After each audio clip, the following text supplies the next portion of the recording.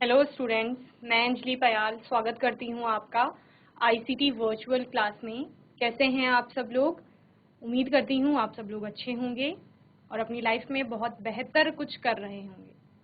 आज हम बात कर रहे हैं क्लास 11th की केमिस्ट्री की, जिसमें हमारा 12th चैप्टर चल रहा है organic chemistry, some basic principles and techniques. कार्बनिक रसायन, कुछ आधारभूत सिद्धांत और तकनीकें हम इस चैप्टर में पढ़ रहे हैं। आधारभूत सिद्धांतों में क्लासिफिकेशन हो गया था, नोमेनक्लेचर हमने अपने लास्ट सेशन में कंप्लीट किया था और अपने लास्ट सेशन में हमने कुछ क्वेश्चन आंसर्स जैसे देखे थे। और आज के सेशन में हम बात करेंगे आइसोमेरिज्म की, यानी कि आपने कंपाउंड को क्लासिफाई कर लिया कि कौन सी क्लास में आएगा, फिर हमने उसका नामकरण भी कर लिया। और एक चीज मैंने आपको बताई थी कि जब जब नामकरण की बात होगी, अगर किसी कंपाउंड का मॉलिक्यूलर मास सेम है, उसमें नंबर ऑफ एटम्स समान हैं और कार्बन के, हाइड्रोजन के, अन्य भी किसी तत्व के उसमें अगर परमाणु की संख्या समान है, लेकिन अगर उसका नाम अलग है, तो इसका मतलब है कि उसकी केमिकल प्रॉपर्टीज भी अलग होंगी और नाम के अलग होने से क्या होता है, आपका पूरा कंपाउंड चेंज हो जाता है, यानी कंपाउंड ही अलग हो जाते हैं। तो आज के सेशन में हम बात करेंगे आइसोमेरिज्म, यानी कि समावयवता। समावयवता क्या होती है वो यहाँ पर हम देखेंगे। ठीक है, चलिए हेडिंग डालिए, समावयवता। तो बच्चों, समावयवता आपने क्लास 10th में भी पढ़ी है थोड़ी, कि समावयवता क्या होती है। जैसे यहाँ पे आपको दो स्ट्रक्चर दिख रहे हैं, ठीक है। अगर मैं दोनों में कलर की बात करूं तो इसमें आपको ग्रे कलर दिख रहे हैं और रेड कलर दिख रहा है, इसमें भी आपको ग्रे दिख रहा है, रेड दिख रहा है, ठीक है। कुछ एटम, आपको ये एटम है जो साइकिल शेप के गोले दिख रहे हैं ना, उनको एटम मान लीजिए, ठीक है। तो अगर यहाँ पर हम एटम्स की गिनती करते हैं और यहाँ पर एटम्स की गिनती करते हैं, इसको मैं कोई ए कंपाउंड मान लेती हूँ, इसको मान लेती हूँ बी कंपाउंड, ठीक है। चलिए ए कंपाउंड में एटम्स गिनिए, 1 2 3 4 5 6 7 8 9। टोटल एटम कितने हैं? 9। इसकी बात करेंगे 1 2 3 4 5 6 7 8 9, इसमें भी कितने हैं? 9 है। तो टोटल एटम कितने हैं दोनों में? 9 है। अब मैं बात करूंगी कि जो ये सेंट्रल एटम है आपके, जो बीच में लगे हुए बड़े वाले, ठीक है, बड़ा वाला साइज है जिनका, ग्रे कलर का, ठीक है, इनका अगर मैं कहूं कि ये कोई एक्स एटम है और ये भी एक्स एटम है, तो एक्स के कितने एटम है? एक्स के हैं यहाँ पर ए में एक्स के 2 एटम है, ठीक है। इनको मैं आपका वाई नाम दे देती हूँ। वाई कितने हैं आपके बच्चे? वाई हैं आपके 1 2 3 4 5 6 है। और बात करूंगी जेड की, तो जेड यहाँ पर कितना? जेड यानी ये रेड, जेड कितना है? 1 है, ठीक है। तो टोटल कितने हो गए? 9 हो गए। क्लियर। अब मैं इस बी कंपाउंड की बात करूंगी, इसमें ये एक्स हो गया, ये वाई हो गया, ये जेड हो गया, ठीक है। तो एक्स कितने हैं यहाँ पर? तो यहाँ पर एक्स आपके 2 है, 1 2 एक्स है। वाई की बात करेंगे तो वाई भी यहाँ पे 1 2 3 4 5 और 6 है। और जेड की बात करेंगे तो जेड कितना है? 1, ठीक है। तो इस प्रकार ए में 9 एटम्स है, बी में भी 9 एटम है। ए में आपका एक्स की संख्या 2 है, बी में भी आपके एक्स की संख्या 2 है, ए में आपका वाई की संख्या 6 है, बी में भी आपकी वाई की संख्या 6 है, ए में आपकी जेड की संख्या 1 है और बी में भी आपकी जेड की संख्या 1 है। तो दोनों सेम ही हो गए, आप कहेंगे नंबर ऑफ एटम्स दोनों में समान है, ठीक है। फिर भिन्नता किसकी है? भिन्नता इस रेड वाले पार्ट की है, जहां पर आप कह रहे हैं कि एक जगह या दोनों जगह, दोनों तरफ से एक्स एक्स से जुड़ रहा है। किससे जुड़ रहा है? जेड अपना दोनों साइड से एक्स से जुड़ रहा है, ये जेड एक्स से जुड़ रहा है। लेकिन यहाँ पर बात करेंगे तो यहाँ पर आपका ये जेड वाला एटम एक साइड वाई से जुड़ रहा है और एक साइड एक्स से जुड़ रहा है। क्लियर? क्या कहा मैंने? कि Z की पोजीशन अगर आप देखते हैं तो यहाँ ये दोनों साइड से X से जुड़ रहा है, लेकिन यहाँ पर ये एक साइड से Y से और एक साइड से X से जुड़ रहा है। तो इससे क्या समझे आप कि नंबर ऑफ एटम समान है। नंबर ऑफ एटम समान का मतलब क्या है? जो आपका फॉर्मूला होगा वो क्या होगा? सेम होगा। फॉर्मूला सेम होगा तो डिफरेंस किस में आ रहा है? स्ट्रक्चर में आ रहा है, यानी कि संरचना। स्ट्रक्चर क्या होगा? बदल जाएगा, डिफरेंट हो जाएगा स्ट्रक्चर बच्चे। और जब स्ट्रक्चर डिफरेंट हो गया, स्ट्रक्चर अलग हो गया, एक जगह ग्रुप आपका Z की फॉर्म में था, एक जगह ZY की फॉर्म में आ गया, तो यानी कि प्रॉपर्टीज भी चेंज हो जाएंगी। क्या हो जाएंगी? बदल जाएंगी या डिफरेंट होंगी, अलग होंगी प्रॉपर्टीज। किसकी प्रॉपर्टीज? इन दोनों की आपस में जो प्रॉपर्टीज होंगी, इसकी प्रॉपर्टी कुछ और होगी, इसकी प्रॉपर्टी कुछ और होगी। तो क्या हुआ? आपका फॉर्मूला सेम आया, मॉलिक्यूलर फॉर्मूला आप इसे बोलेंगे, ये कैसा होगा? सेम होगा, या आप जिसको आप क्या कहते हैं? आणविक सूत्र कहते हैं, ठीक है, मॉलिक्यूलर फॉर्मूला। इस हिसाब से मॉलिक्यूलर फॉर्मूला सेम था, X2Y6Z1, ठीक है। क्या कहा हमने? X2Y6Z, ये बना। इसका भी क्या बनेगा? X2Y6 और Z, ये बनेगा। तो मॉलिक्यूलर फॉर्मूला क्या हो गया? दोनों जगह सेम हो गया, लेकिन क्या हो गया? डिफरेंट। स्ट्रक्चर डिफरेंट हो गया दोनों का, संरचना बदल गई। और वहीं पर जब संरचना में बदलाव हुआ, Z की पोजीशनिंग में चेंज आया, तो उसके बाद क्या हुआ? केमिकल प्रॉपर्टीज या physical properties, physical chemical properties में भी चेंज आ गया। और इसी को क्या कहते हैं? इन्हीं को, इन दोनों को आपस में समावयवी कहेंगे। और जब इस प्रकार की संरचनाएं पाई जाएंगी तो उनको क्या कहेंगे? समावयवता कहेंगे। तो समावयवता क्या हो गई? जब the phenomena of existence of two or more compound, to or more compound, दो हैं, दो से ज्यादा भी हो सकते हैं, ठीक है।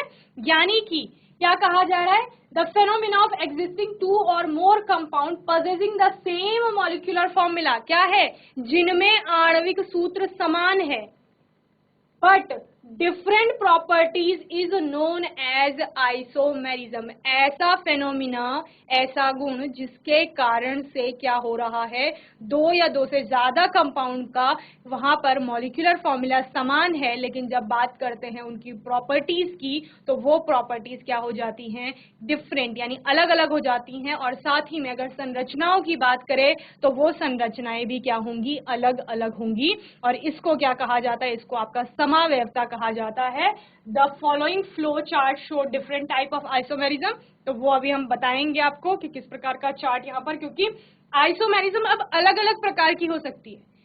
सिर्फ Z की पोजीशन में चेंज नहीं आएगा, हो सकता है या Y की पोजीशन में चेंज आ जाए, X की पोजीशन में चेंज आ जाए।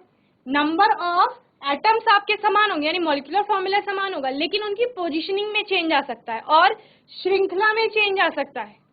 समझ रहे हैं? जो श्रृंखला बन रही है कार्बन परमाणुओं की, उसमें चेंज आ सकता है। और क्या कर देंगे? इसके आगे मिरर लगा देंगे, मिरर लगा करके क्या होगा? इसकी दूसरी पोजीशनिंग बनेगी। जैसे हम मिरर में खुद को देखते हैं तो रहता तो सेम ही मॉलिक्यूल है, सेम ही इंसान रहता है, लेकिन अगर आप इधर से राइट हैंड उठाएंगे तो वहां आपको लेफ्ट साइड का हैंड उठता हुआ दिखता है। तो ये मिरर इमेज बनती है, मिरर के कारण ये डिफरेंस देखने को मिल रहा है। यहाँ पर उसकी बात होगी। और इसी तरह की अलग अलग समावयवता को हम यहाँ पर पढ़ेंगे। तो पहले समावयवता क्लियर है? समावयवता क्या है आपका? कि जब एक, दो या दो से ज्यादा कंपाउंड के मॉलिक्यूलर फॉर्मूले यानी आणविक सूत्र समान हैं, लेकिन उनकी प्रॉपर्टीज में चेंज आ रहा है, प्रॉपर्टीज, गुण उनके बदल रहे हैं। और इन गुणों में बदलाव का कारण संरचना में, उनके संरचना क्या हो रही है? बदल रही है, वो है। तो इसी को क्या कहा जाता है? आपका समावयवता कहा जाता है। और जो ऐसे प्रकार के यौगिक होते हैं वो एक दूसरे के क्या कहलाते हैं? समावयवी कहलाते हैं। क्या ये दोनों क्या हो जाएंगे बच्चे? ये हो जाएंगे समावयवी या आइसोमर्स जिन्हें कहा जाता है, ठीक है। तो क्वेश्चन आएगा, कोई यौगिक दे देंगे, इसका आइसोमर बनाइए, ठीक है। तो वो फिर आपको बनाना होता है। तो पहले इसको पूरा नोट करेंगे, फिर आगे समझेंगे।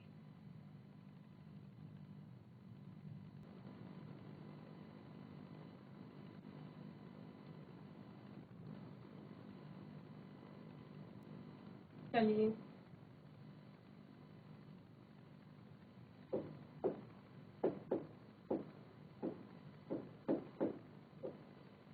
मैंने आपको क्या बताया? दो या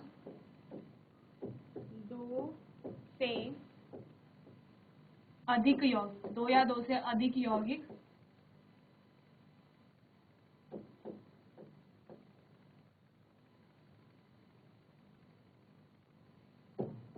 जिनके क्या होते हैं, आणविक सूत्र समान होते हैं, आणविक सूत्र समान होंगे या समान होते हैं, वह गुणों में, प्रॉपर्टीज में क्या होती है, भिन्नता होती है, गुणों में भिन्नता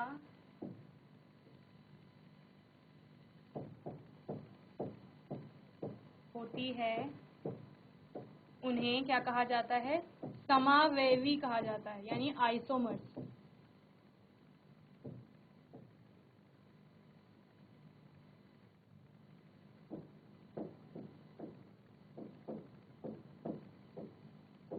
और समावयवी कहा जाता है, और इस परिघटना को क्या कहते हैं, इस फेनोमेना को या इस परिघटना को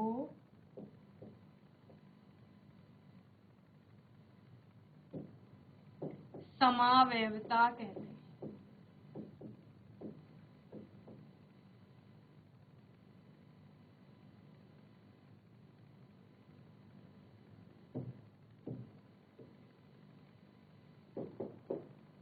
चलिए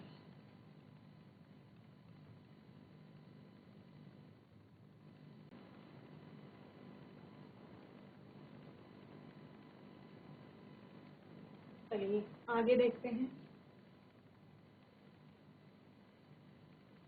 ये आपका आइसोमेरिज्म का टाइप है, ये आपका आइसोमेरिज्म का टाइप है। टाइप में हम क्या पढ़ेंगे, there are 2 primary types of isomerism. कितने प्रकार के होते हैं आपके, पहले 2 प्रकार के पढ़ेंगे आप, ठीक है। समावयवता के प्रकार,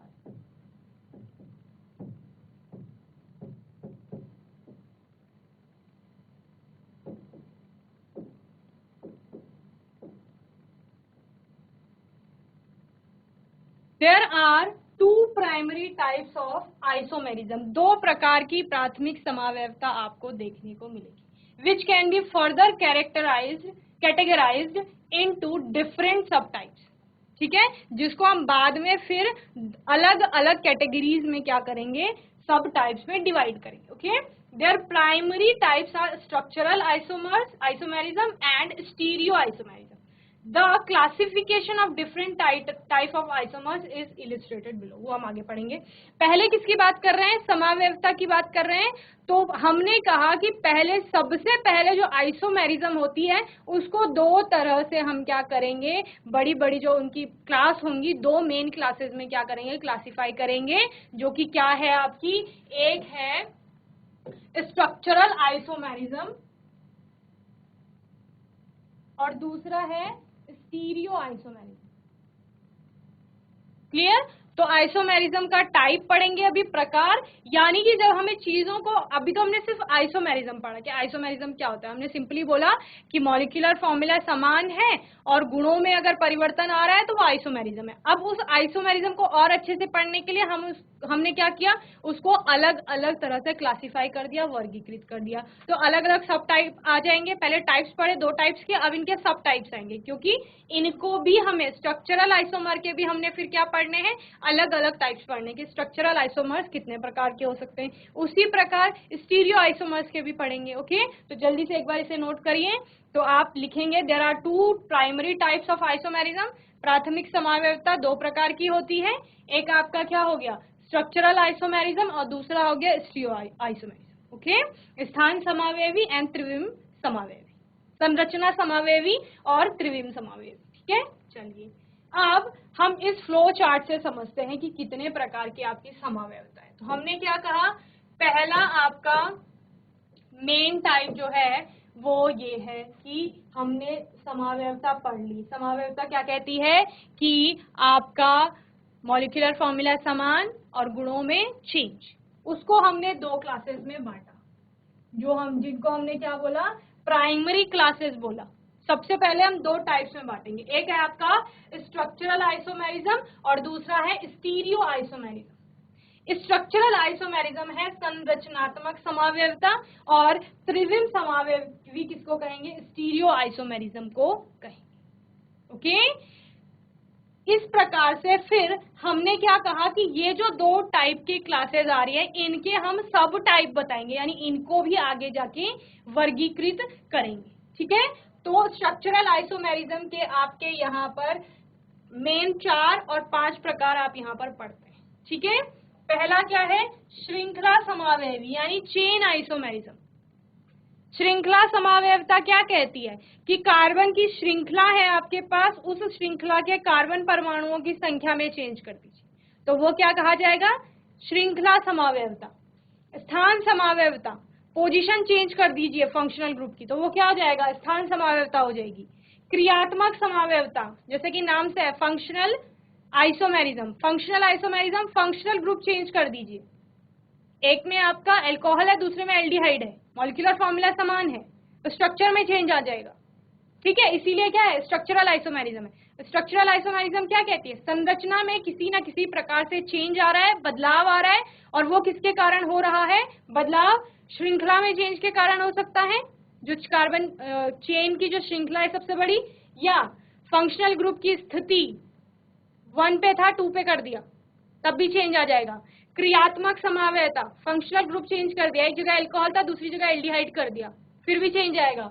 मध्यावयवता, मेटामेरिज्म देखते हैं और टोटोमेरिज्म पढ़ेंगे। ठीक है, तो इस प्रकार से ये सारे क्या हो गए आपके स्ट्रक्चरल आइसोमेरिज्म के टाइप हो गए। ओके, देन सेकेंड क्लास क्या है आपकी, त्रिविम समावयवता। त्रिविम समावयवता यानी स्टीरियो आइसोमेरिज्म, और ये दो प्रकार की होती है, एक ऑप्टिकल आइसोमेरिज्म और दूसरी ज्योमेट्रिकल आइसोमेरिज्म। ओके, प्रकाशिक समावयवता और ज्यामिति समावयवता। ओके, चलिए जल्दी से इस फ्लो चार्ट को बनाएंगे, फिर हम एक एक करके सारी हमारी समावयवता को अच्छे से पढ़ेंगे।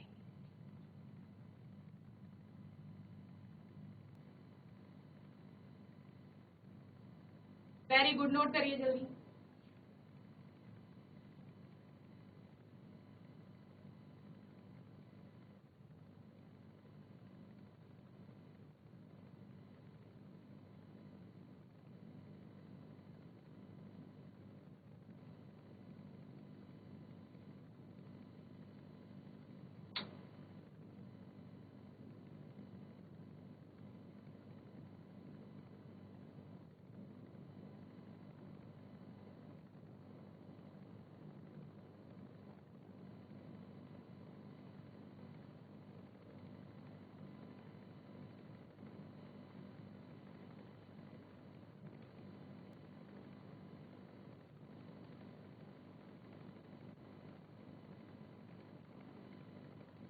चलिए आगे देखते हैं।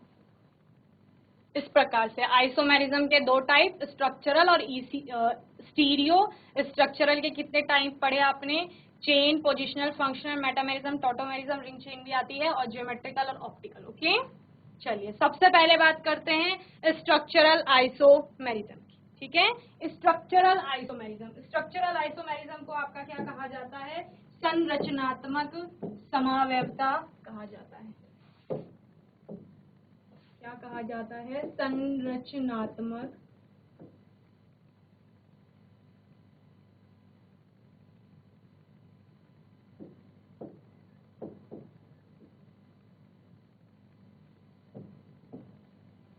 संरचनात्मक समावयवता क्या होगी बच्चों, जैसे मैंने आपको पहले बताया, संरचनात्मक जैसे नाम में लिखा है, संरचना में चेंज होगा। संरचना क्या है, स्ट्रक्चर है, और स्ट्रक्चर किसके कारण बना हुआ है, बॉन्डिंग के कारण बना हुआ है। बॉन्डिंग किसके बीच में हो रही है, एटम्स के बीच में हो रही है। एटम्स किसके हैं, एलिमेंट्स के हैं। कौन से एलिमेंट्स के हैं, अलग अलग एलिमेंट्स के। ठीक है, तो एक कार्बनिक यौगिक है और आपका क्या हो रहा है, उस कार्बनिक यौगिक में क्या होंगे, अलग अलग तत्व होंगे, तत्वों के परमाणु होंगे, परमाणुओं के मध्य क्या हो रही होगी, बंध बन रहे होंगे। ठीक है, और हम कह रहे हैं एक और यौगिक होगा जिसका जितने परमाणु इस वाले यौगिक में थे उतने ही उसमें होंगे। जैसे मैंने कौन सा बताया था आपको, सबसे पहले वाला बताया था, यहाँ पे मैंने आपको एग्जांपल भी बताया, इसमें भी एक ही है, इसको हमने Z माना था, रेड वाले पार्ट को। ये बड़े वाले जो स्फेरिकल शेप के हैं इनको हमने XX माना था, ये X है, ये आपके छोटे वाले Y है। ये एटम हो गए आपके, 3 टाइप के एटम हो गए, X, Z और Y टाइप के। क्लियर? ये हमने कहा एक कंपाउंड A है, एक दूसरा कंपाउंड B है। ठीक है, अगर मैं टोटल नंबर ऑफ एटम्स की बात करूं, दोनों में तो समान थे।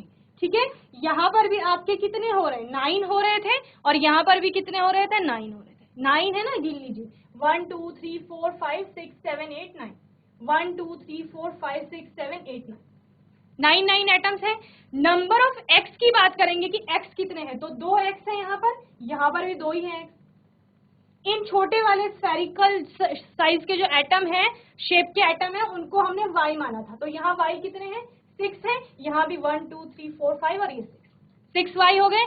z की बात करेंगे यानी रेड वाले एटम की, तो वो यहाँ भी एक ही है और यहाँ भी आपका एक ही है। तो यानी हमने क्या बोला कि आपका जो मॉलिक्यूलर फॉर्मूला होगा वो कैसा बनेगा, वो बनेगा X2Y6Z, ये बनेगा दोनों के लिए। इसमें X 2 है, इसमें भी 2 है, Y 6 है दोनों जगह और Z 1 है। तो मॉलिक्यूलर फॉर्मूला दोनों के लिए समान है।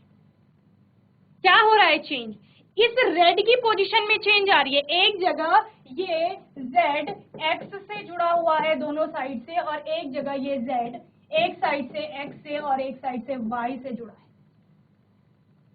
इसी वजह से संरचना में चेंज दिख रहा है आपको। किसमें दिख रहा है चेंज, संरचना में। और जब संरचना में इस प्रकार का चेंज दिखेगा दो यौगिकों के मध्य, तो उस घटना को समावयवता कहा जाएगा। और कैसी समावयवता, संरचनात्मक समावयवता।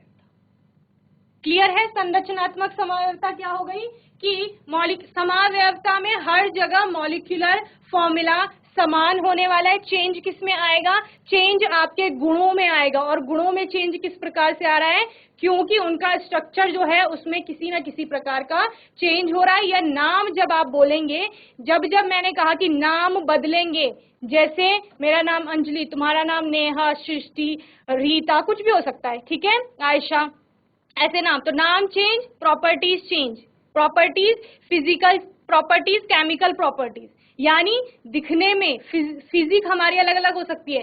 तुम मुझसे लंबे हो सकते हो, मुझसे छोटे हो सकते हो, ठीक है, या मोटे पतले, कुछ भी हो सकता है, फिजिक में चेंज हो सकता है।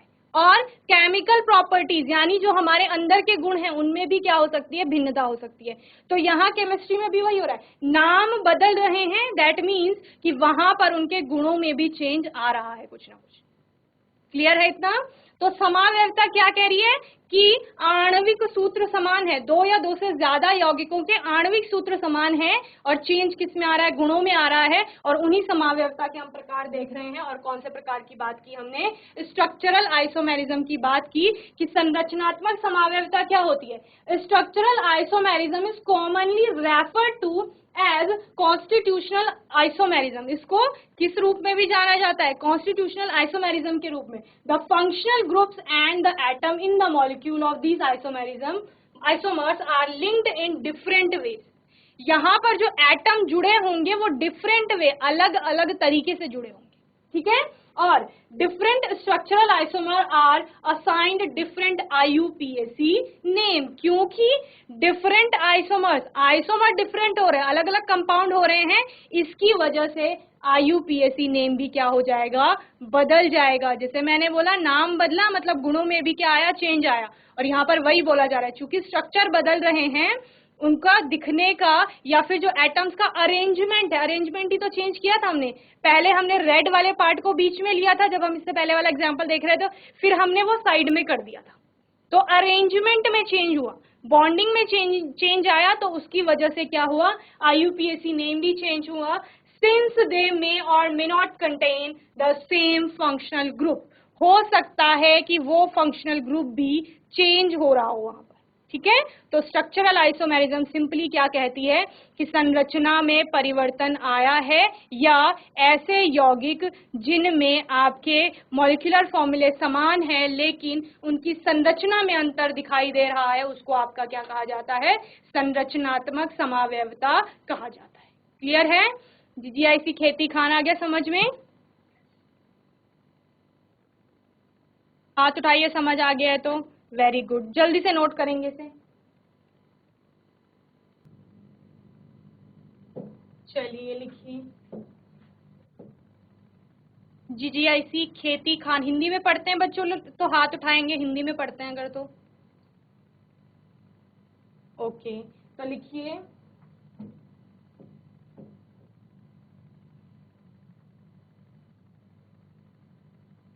लिखिए मैं बोल रही हूँ, दो या दो से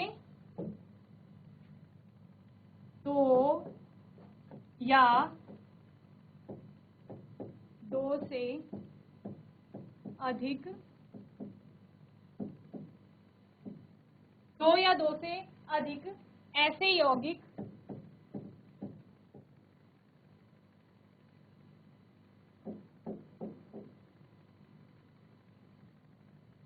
दो या दो से ऐसे अधिक ऐसे यौगिक जिनके आणविक सूत्र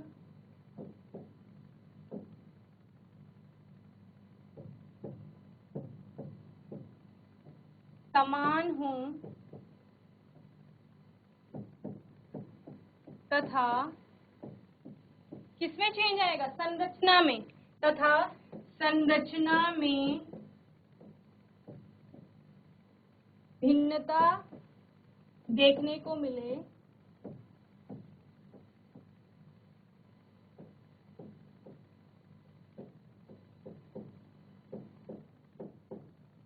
उन्हें क्या कहा जाएगा, उन्हें संरचनात्मक समावयवी कहा जाएगा। ठीक है, समावयवी और समावयवता में अंतर है। समावयवता वो दोनों यौगिक एक दूसरे के समावयवी है, ठीक है, और इस घटना को जहां पर समावयवी बन रहे हैं उसको समावयवता कहा जाएगा। तो क्या कहा, दो या दो से अधिक यौगिक जिनके आणविक सूत्र तो समान है, उन दोनों के आणविक सूत्र समान है, तथा संरचना में भिन्नता देखने को मिले, संरचना में भिन्नता देखने को मिले, तो वो क्या होंगे, इनको क्या कहा जाएगा, उन्हें संरचनात्मक समावयवी कहा जाएगा।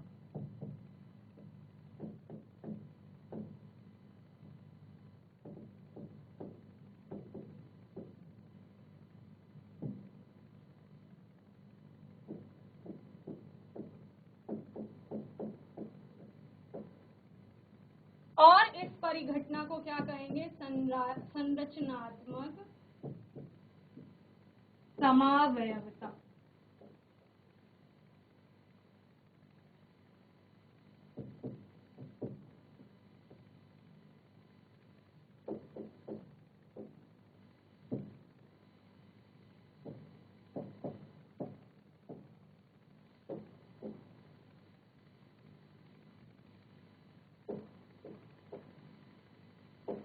चलिए जल्दी से नोट कीजिए।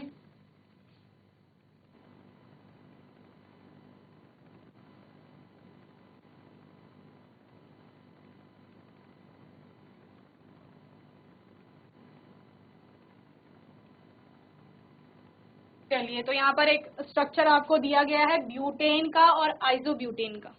ये देखिए, ब्यूटेन आइसोब्यूटेन, इसको खोल के देखेंगे हम। ब्यूटेन है आपका, ब्यूटेन क्या होता है, C4H10, ब्यूटेन, चार कार्बन, ब्यूट मतलब चार कार्बन, चारों कार्बन, एन का मतलब क्या है, सिंगली बॉन्डेड। अब चारों कार्बन सिंगली बॉन्डेड है यानी एकल बंध से जुड़े हुए हैं, एकल बंध से जुड़े हुए हैं तो इनकी वैलेंसी कैसे पूरी होगी, कार्बन की वैलेंसी चार, चार कैसे पूरी होगी, इसके साथ हाइड्रोजन भी तो जुड़ा होगा, हाइड्रोकार्बन है एक प्रकार का, तो तीन इसमें आ जाएंगे, दो इसमें, दो इसमें और तीन इसमें। ठीक है, यही है, ये कार्बन है, ये वाला कार्बन, इस कार्बन से तीन हाइड्रोजन जुड़े हुए, ये कार्बन है, ये भी कार्बन है, ये कार्बन, ये कार्बन, ठीक है, और इनसे क्या जुड़े हुए हैं, इनसे जुड़े हुए हाइड्रोजन, ये hydrogen, hydrogen,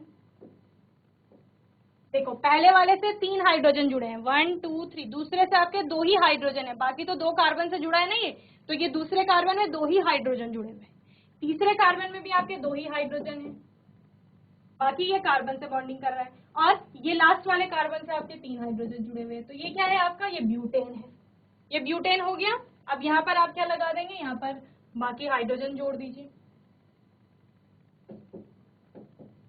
CH3 CH2 CH2 CH3। Molecular formula क्या है? CH3 CH2 CH2 CH3। तो टोटल क्या हो गया? C4H10। ये हो गया किसका? ब्यूटेन के लिए। ये ब्यूटेन का। बात करेंगे आइसोब्यूटेन की, तो आइसोब्यूटेन में क्या हो रहा है? ये कार्बन की 3 कार्बन की श्रृंखला पाई जा रही है और चौथा कार्बन उसके साथ श्रृंखला में जुड़ा हुआ है बीच वाले कार्बन के साथ। यानी इस कार्बन को यहां से उठा करके यहां बीच वाले कार्बन पे लगा दीजिए। देखिए क्या कहा मैंने? अब 3 कार्बन की श्रृंखला बन गई। ये 3 कार्बन हो गए और इस बीच वाले कार्बन से एक और कार्बन जोड़ दीजिए यहाँ। अब वैलेंसी पूरी कर दीजिए। अब क्या होगा? इस कार्बन की वैलेंसी एक ही रह जाती है, खाली ये वाली। तो यहाँ पर हाइड्रोजन जुड़ जाएगा। इसकी खाली हो गई 3, इस पे भी 3 हाइड्रोजन जुड़ेंगे और इस पे भी 3। चलिए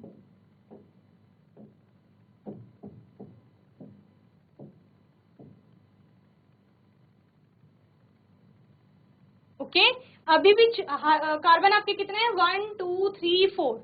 C4 ही हो रहे हैं और H कितने हो रहे हैं? 1 2 3 4 5 6 7 8 9 10। अभी भी H10 ही हो रहा है। तो मॉलिक्यूलर फॉर्मूला यानी कि आणविक सूत्र बच्चों अभी भी C4H10 ही है। यानी कि कार्बन 4 ही हैं और हाइड्रोजन अभी भी 10 ही हैं। लेकिन क्या हो रहा है आपका? C4H10 का यहाँ पर स्ट्रक्चर चेंज हो रहा है। स्ट्रक्चर किस प्रकार से? कि पहले कार्बन की 4 की श्रृंखला थी और अब 3 की श्रृंखला है और चौथा कार्बन इसके साथ जुड़ गया है।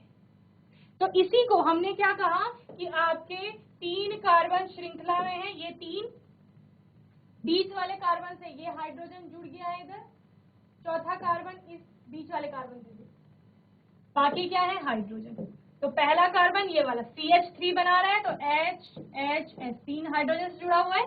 बीच वाला कार्बन ये वाला कार्बन से जुड़ा है, ये कार्बन से जुड़ गया। ये वाला कार्बन 3 हाइड्रोजन से जुड़ा है, 1 2 3, और फिर ये कार्बन ऊपर एक हाइड्रोजन से जुड़ा है। ये लास्ट वाले कार्बन की बात करेंगे, ये वाले, इसमें 1 2 3 हाइड्रोजन, 1 2 3।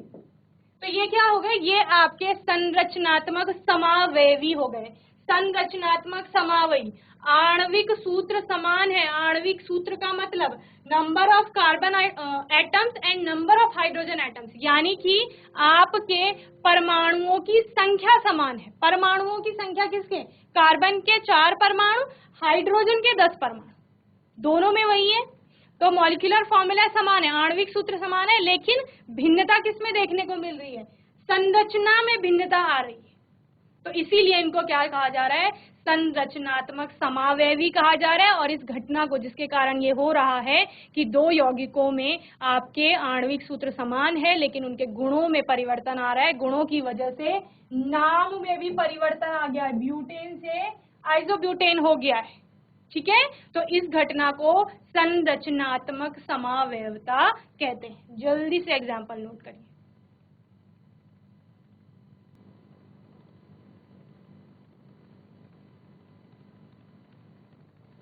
तो बच्चे इस प्रकार हमने किसको सीखा? समावयवता को सीखा, जहां पर हमने क्या बोला कि आणविक सूत्र आपके समान हैं। आणविक सूत्र समान होने का मतलब है कि वहां पर परमाणुओं की संख्या समान है। ठीक है, और जब हम यहाँ पर क्या लिख रहे थे, यहाँ पर आपने एक लाइन लिखी थी कि आपके संरचना में भिन्नता है। तो संरचना में भिन्नता किसके कारण है?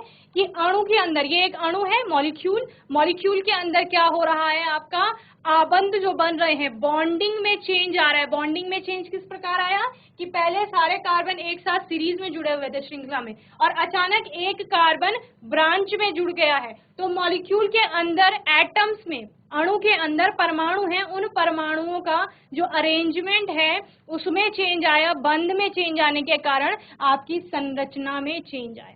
ठीक है, तो आइसोमेरिज्म होपफुली आपको समझ आ गया होगा, यानी समावयवता समावयवता को हमने एक फ्लो चार्ट के द्वारा देखा कि इसके अलग अलग क्लासेस आएंगी और उसमें हमने सबसे पहला टाइप पढ़ा स्ट्रक्चरल आइसोमेरिज्म यानी कि संरचनात्मक समावयवता, इसका एग्जाम्पल भी देखा। और आने वाले सेशन में हम इस संरचनात्मक समावयवता के भी प्रकार पढ़ेंगे। तो तब तक आपको इस चैप्टर को अच्छे से रिवाइज करना है। कोई क्वेश्चन होगा, डाउट होगा तो आने वाले सेशन में पूछ लेंगे। और तब तक के लिए ICT वर्चुअल क्लास से जुड़ने के लिए धन्यवाद।